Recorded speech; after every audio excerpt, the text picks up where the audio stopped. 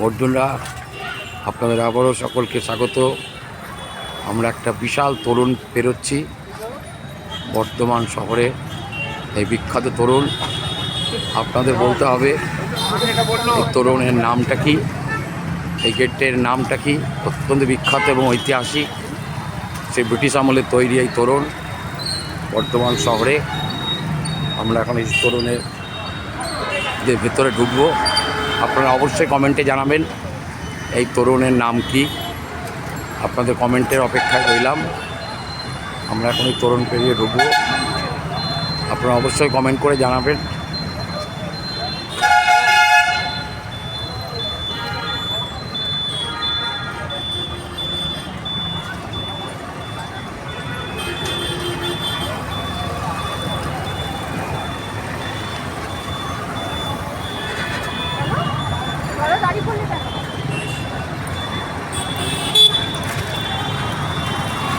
আমরা এই তোরণের ভেতর দিয়ে এখন ঢুকছি। দেখুন কি সুবিশাল তোরণ, এখানে স্ট্যাচু দেখুন।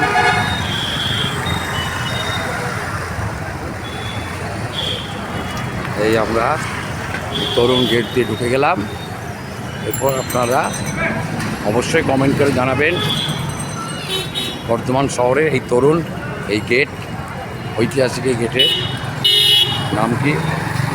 আমরা আবারও দেখাচ্ছি আপনাদের তোরণ, এবং এই তোরণ, এই গেট কে স্থাপন করেছে এবং কার নামে এই গেট।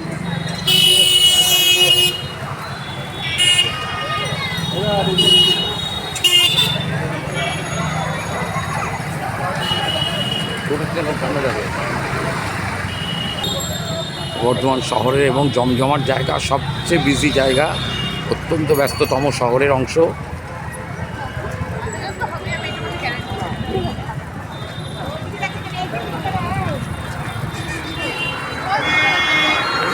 দেখুন, আবারও দেখালাম সেই সুবিশাল তোরণ।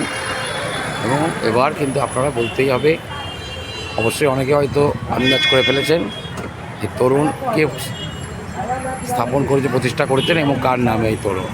ধন্যবাদ।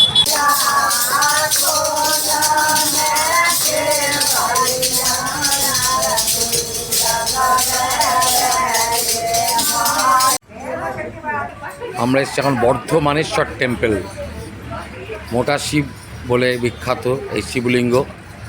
দেখুন, এখানে সব বসে আছেন ভক্তরা, এরা গান করছেন, শিবের আরতি করছেন। এবং কথিত আছে এই শিবকে শিব মন্দিরে আমি সাধক পুরোহিত মশাই বসে আছেন। একটু ইতিহাসটা বলুন একটু শিব সম্পর্কে। 1972 সালে এই যে পাশে জায়গাটা আছে, ডান দিকে যে হ্যাঁ, চালাটা আছে এখনো ভুলে গেছে, ওখানে মাটি কাটা হচ্ছে।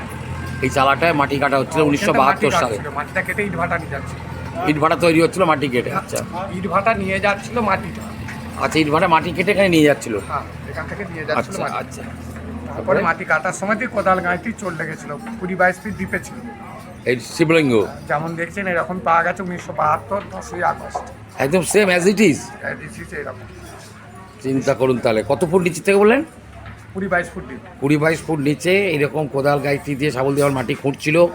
ইট ভাটার লোকেরা যখন মাটি নিয়ে যাচ্ছিল, তখন এই মাটির তলায় এই শিব এইভাবেই পাওয়া গেছে। তারপরে এটাকে তুললো কীভাবে, উত্তোলন করলো কী করে? মিলিটারি ক্রেন দিয়ে তোলা হয়েছে। মিলিটারি ক্রেন দিয়ে, তখন আর্মি টার্মি এসেছিল। 12.5 টন ওয়েট। 12.5 টন। 12.5 টন ওজন। কি মাহাত্ম্য তাহলে দেখুন। কোথায় ভাবে ছিল সেই শিব বাবার শিবলিঙ্গ? 20 থেকে 22 ফুট নিচে ছিল অ্যাজ ইট ইজ, ঠিক সেইভাবেই মাটি থেকে এখন ইনট্যাক্ট, অক্ষত অবস্থায়। এই জন্য এই শিবের মাহাত্ম্য এত বেশি। সেই শিবকে আপনারা দর্শন আমরা করলাম, আপনাদেরও করাচ্ছি। এর নাম কি, এটা কী শিব বলে? শ্রী শ্রী বাবা বর্ধমান শিবেশ্বর। শ্রী শ্রী বাবা বর্ধমানের শিবেশ্বর এর নাম।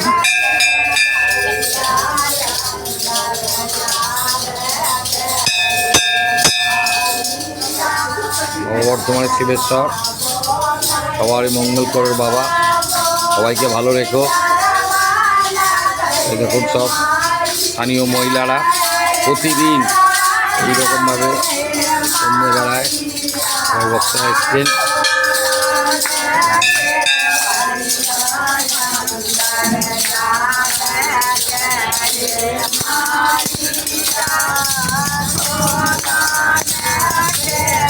শিবের মন্দিরের চত্বরে এইভাবে স্থানীয় মহিলারা প্রতিদিন শিবের উপাসনা করেন বর্তমানের সাথে।